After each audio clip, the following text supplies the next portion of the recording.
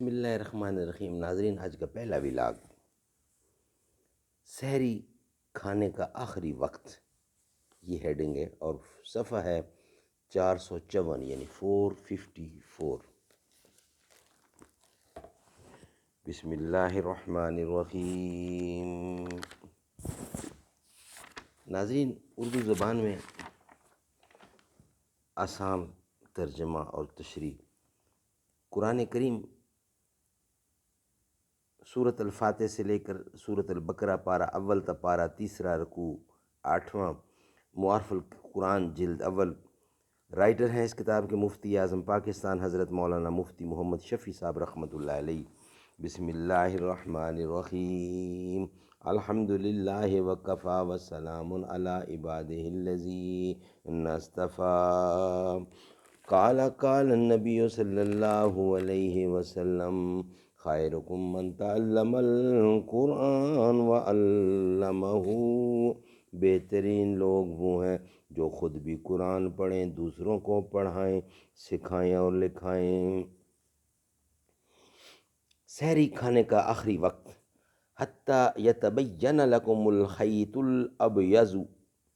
اس آیت میں رات کی تاریکی کو سیاہ خط اور صبح کی روشنی کو سفید خط کی مثال سے بتلا کر روزہ شروع ہونے اور کھانا پینا حرام ہو جانے کا صحیح وقت متعین فرما دیا، اور اس میں افراط و تفریط کے احتمالات کو ختم کرنے کے لیے حتیٰ یتبین کا لفظ بڑھا دیا، جس میں یہ بتلایا گیا ہے کہ نہ تو وہمی مزاج لوگوں کی طرح صبح صادق سے کچھ پہلے ہی کھانے پینے وغیرہ کو حرام سمجھو، اور نہ ایسی بے فکری اختیار کرو کہ صبح کی روشنی کا یقین ہو جانے کے باوجود کھاتے پیتے رہو، بلکہ کھانے پینے اور روزے کے درمیان حد فاصل صبح صادق کا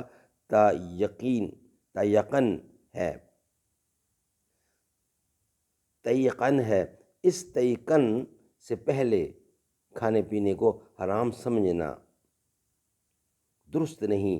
اس تیقن کے بعد کھانے پینے میں مشغول رہنا بھی حرام اور روزے کے لیے مفسد ہے، اگرچہ ایک ہی منٹ کے لیے ہو۔ سحری کھانے میں وسعت اور گنجائش صرف اسی وقت تک ہے جب تک صبح صادق کا یقین نہ ہو۔